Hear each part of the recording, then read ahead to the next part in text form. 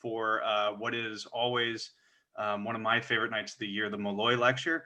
Because we do have limited time, I want to get right into it. So first of all, Ms. Smith, thank you so much for being here. We are so honored, and I'm looking forward to this conversation. So I'd like to dive right in and start with what's on everybody's mind and the election.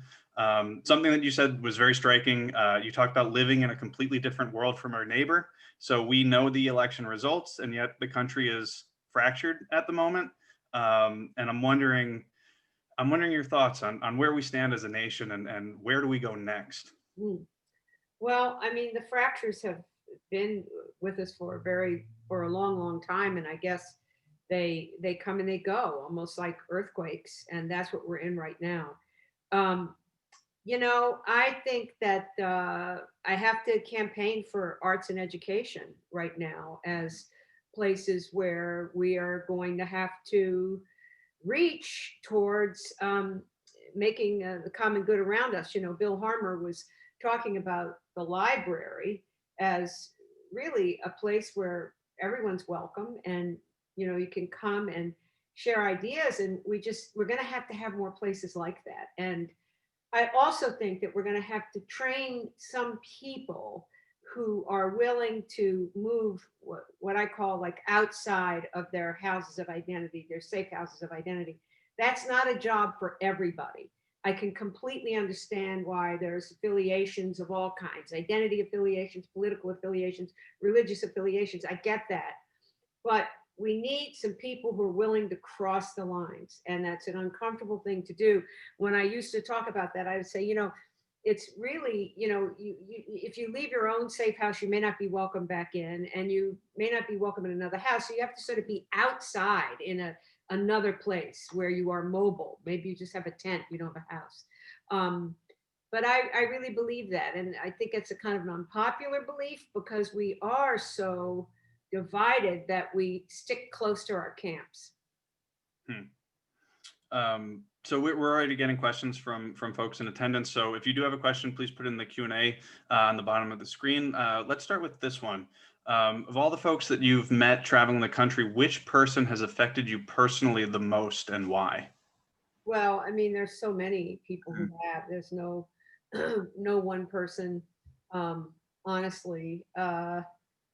Because in order to do what I do, I have to get close to strangers quickly.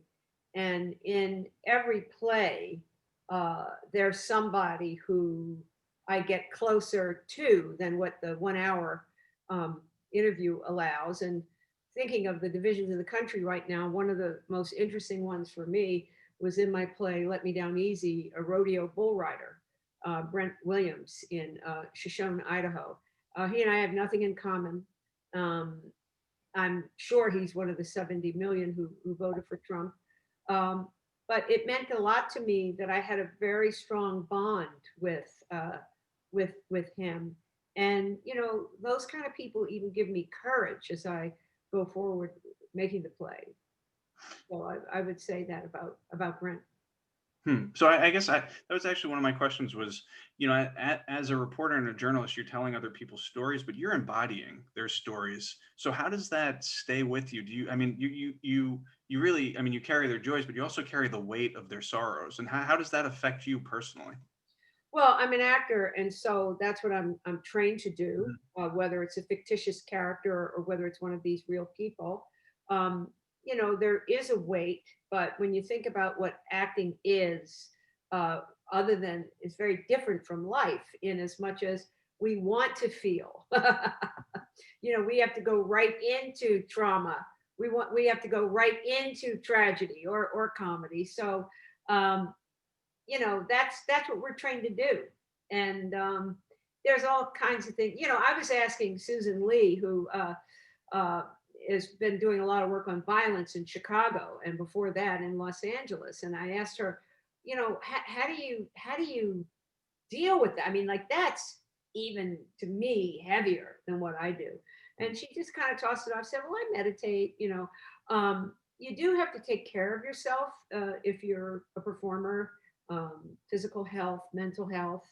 But other than that, I would just say the important thing I'm trying to get across here is that my art form asks me to feel the same way a football player has to run down a field and take a hit.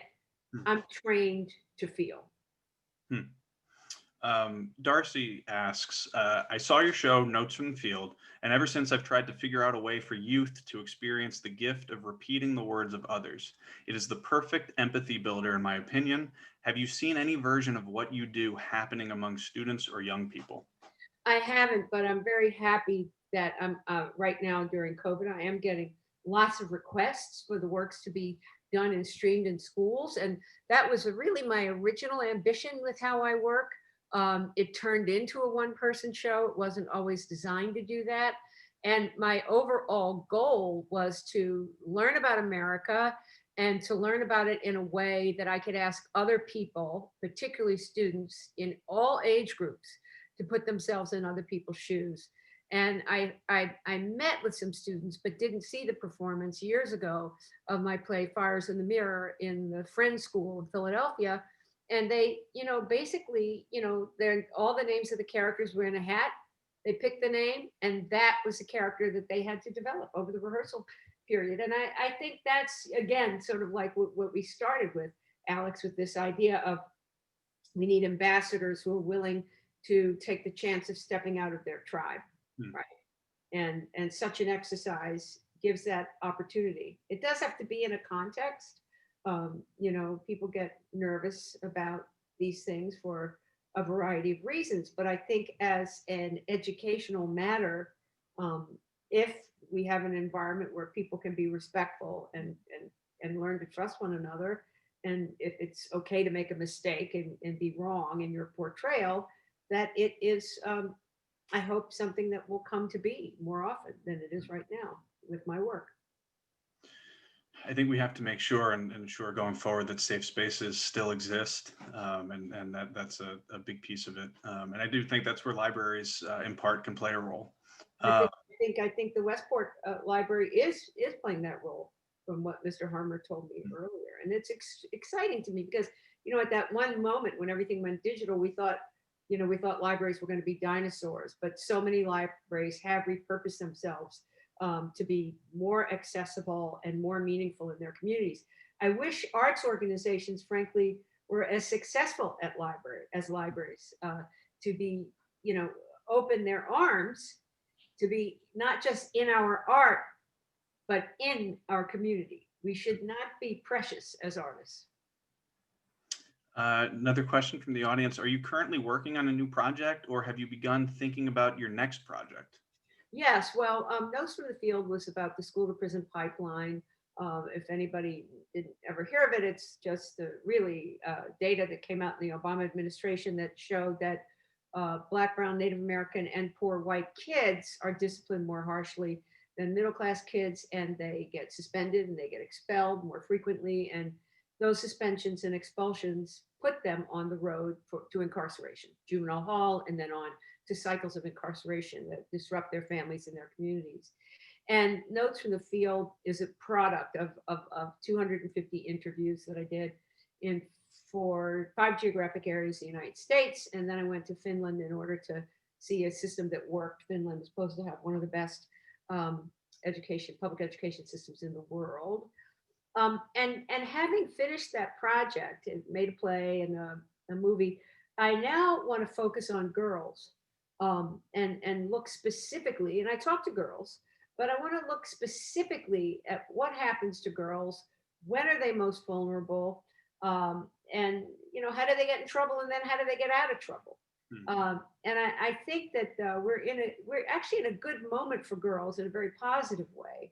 I think there's something about Kamala Harris's presence and persona that is kind of girl-like, and I think it's a great moment for me to be learning more about, particularly high school young ladies. Hmm. Actually, just briefly, well, not briefly, we don't have to be brief. John Lewis, just such a hero of so many. And I wanted to know, did you think about him on Friday? I mean, it was kind of impossible not to think about John Lewis and his life's mission, especially this past weekend. But just how did you maybe remember him with the events of the election and now? Well, for one thing, all kinds of videos started to go around about John Lewis when we were all terrified last week of when were we finally going to know anything. And I don't know if you or your guests saw it, in particular the one that was kind of based on Star Wars. Did you see that one? And Obama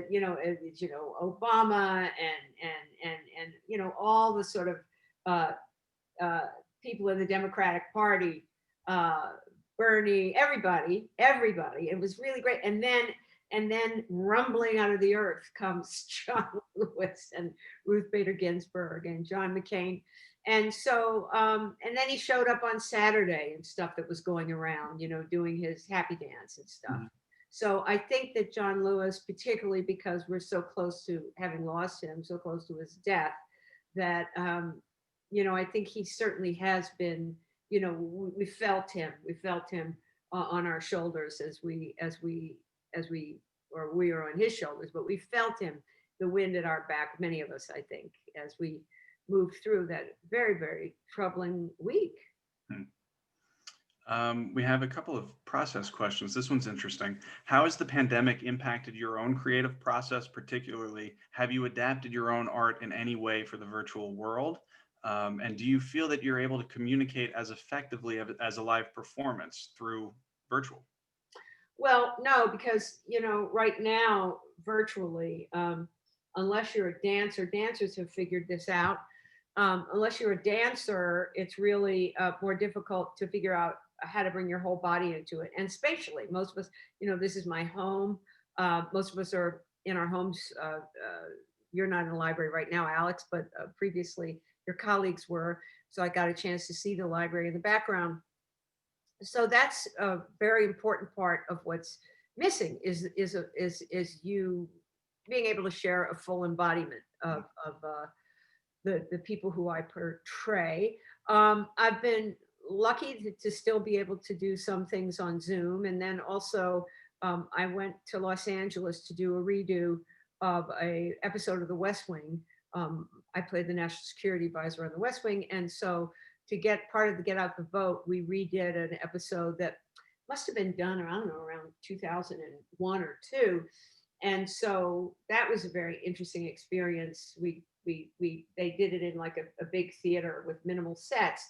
And that was my first experience of being in a sort of COVID, um, sort of patrolled or restricted. Hmm.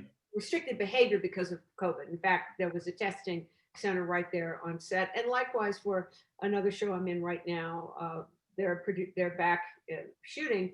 And, of course, there are all kinds of rules and regulations now that we didn't have before. And I'm teaching on Zoom. And I teach in the graduate school at NYU at Tisch School of the Arts. And I'm surprised at how much I like it. I'm very surprised at how much I'm enjoying it. I didn't think I would. I wonder, was that the case early on in the pandemic, or is that kind of shifted? Because I've interviewed a couple hundred authors at this point during the course of the pandemic, and I've gotten a lot of, it's ranged from, oh, I've been as productive as ever to I haven't been able to write, until the end of the summer, or so I wonder how that affected your mindset. Actually, I've been very productive, and that also may be because I'm not moving around as much as I usually do. Hmm. Another process question. So much of your process and what makes your portrayal so mesmerizing really deals with the nuances of language. Can you elaborate on what you see as the relationship of language to identity and why this is important in building bridges between community?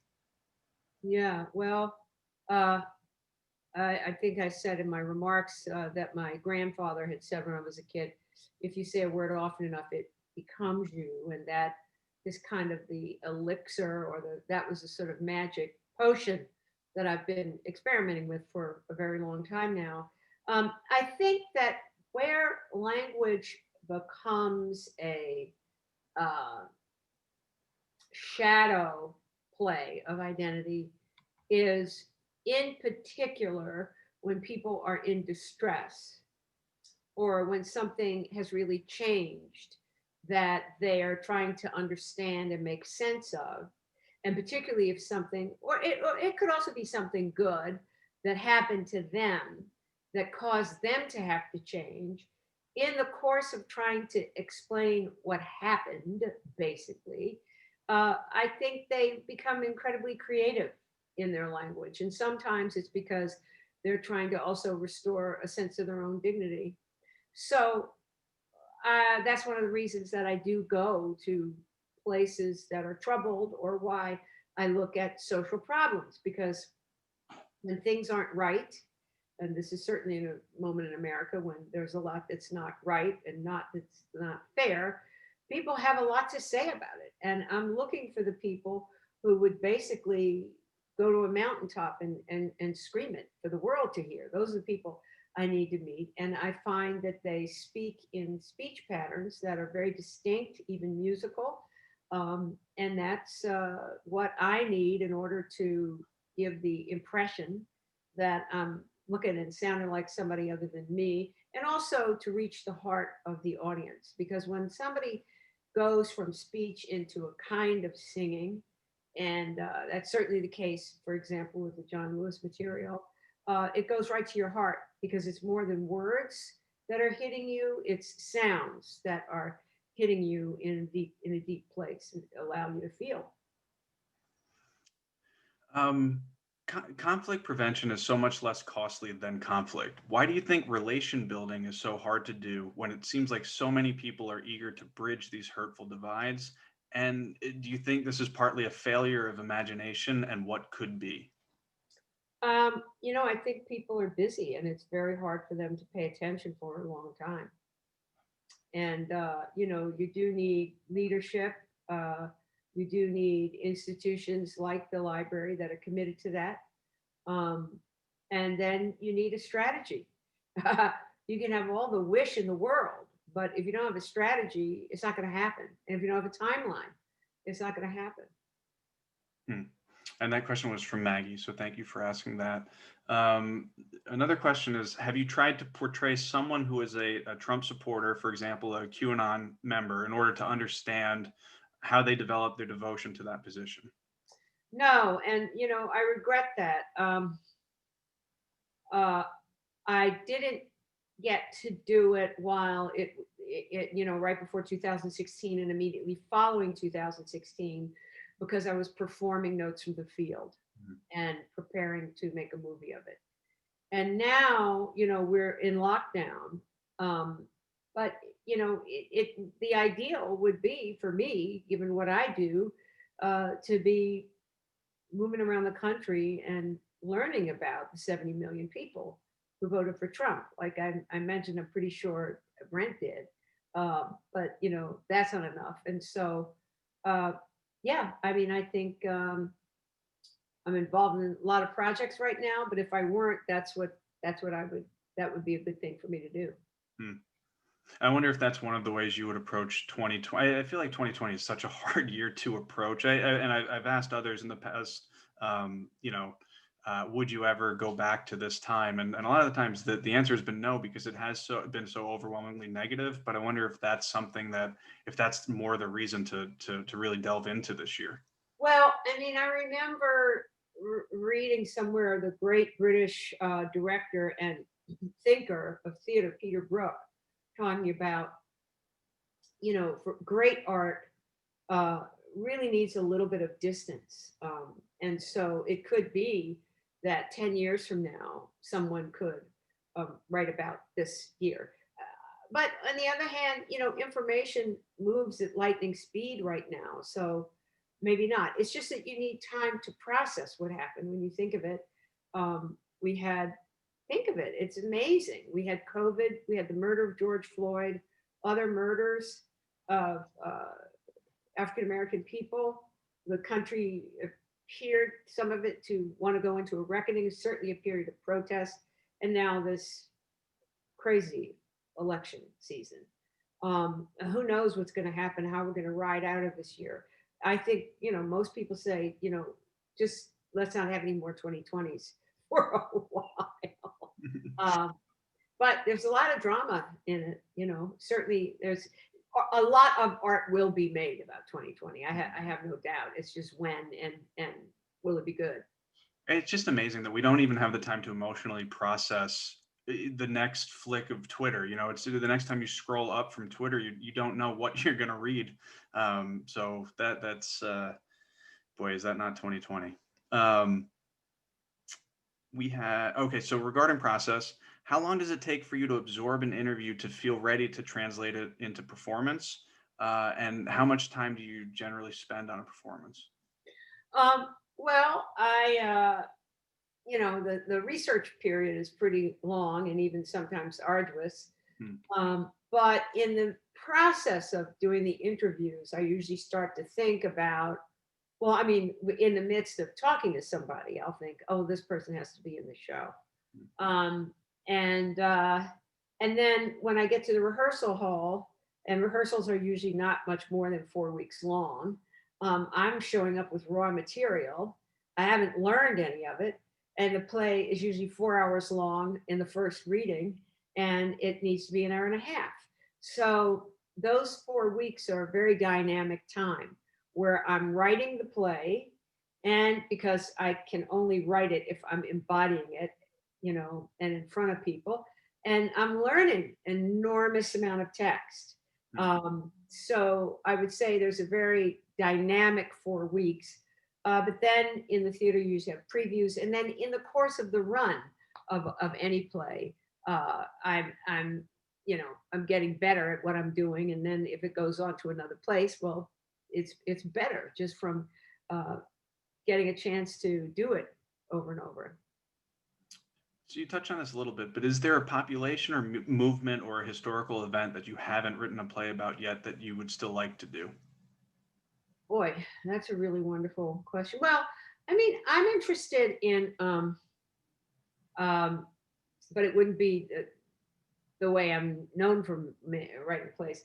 I am interested in this in the 17th century in America, Hmm. uh, and so yeah, I would like to know more about the very early folks here, early African Americans, how they related to the native people, the indigenous people here.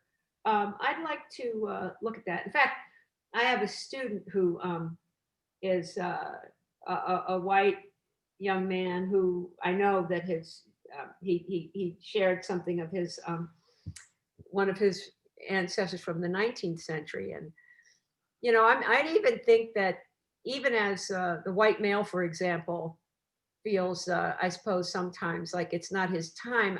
I would like to know more about, like, even though we think we know everything about the founding fathers, I would sort of like to know more about those early people and what they were trying to do, and could it have gone another way? Hmm. And certainly about uh, how African Americans were first making adjustments. Some African Americans in different periods even had slaves. So there's a lot to look at in American history that could fascinate me. Just Hmm. put it that way. So we're right up against the end, and I'd like to finish with by asking you maybe what are you reading or watching or listening to that's inspiring you through this time, and maybe you'd like to pass on to our audience tonight. Yeah, I always right for so often I'm reading because I'm doing research to learn something. I was really taken with Michael Sandel's book, The Tyranny of Merit. Have y'all invited him to the library yet? Yeah. It's his new book, and I think that that's a very powerful book. In fact, there's a scene in it that I was thinking of earlier when I was learning just quickly from Mr. Harmer about the library. Um, the idea in Michael Sandel's book is that in our sense that there's a certain goodness in climbing a ladder to success, even about the rush to get into good colleges and so forth, which has now become completely distorted. that we leave a lot of people behind. Those people feel like, well, according to Professor Sandel, well, what a dumbbell I am, because supposedly, if you work hard enough, you can make it. You can make it if you try. And then the people at the top have hubris, this sense that I made it. I tried and I made it. I did it. And in fact, most of the people who made it had help, even if it's not obvious. There was something or somebody who helped them get there. And it's just to say that there's this one beautiful scene in the book. I believe Professor Sandel is quoting someone else, and it's this image of the Library of Congress and this idea, of this somebody talking about the Library of Congress and the great, a big room there where you saw like, construction workers, and you saw, intellectuals. You saw this great assortment of American people in that library. And, Sandel's argument is that we have lost our sense of the common good. And we have lost our sense of the places that we can come together and be, because we've overemphasized, this virtue of going to college and climbing that ladder of success. And I think that's a very powerful book. And it's a very powerful book for right now, where so much seems to be falling apart. And there are people in your audience tonight who are thinking about how, well, if everything's falling apart, why don't I try to redesign something around me in a brand new way? And I hope that one of the things that gets recovered and resurrected are any small moments, even if they were just glimmers in American history, where people were able to come together on behalf of the common good. So I encourage anybody out there who wants to think about building in our country a greater sense of a common good, a greater moral imagination, even the disruption of the idea, the preoccupation with you can make it if you try. I would say that Professor Sandel's book gave me a lot to think about. Well, I think that's a wonderful place to end tonight. Ms. Smith, I just want to thank you so much for your words, your wisdom, and your art, and for being with us today. It really is an honor, and it's just the best part of my job. So thank you so much. Well, thank you for having me, and I wish all of you the best at the Westport Library. I can't wait to come visit it, and I just want to thank Alex and everyone else involved, including my agent, Lonnie Drucker, who put this together in such a wonderfully organized way. Well, thank you so much. And everybody watching, thank you all for being here. Thank you for watching tonight, and stay safe and stay well. Good night, everybody. Good night.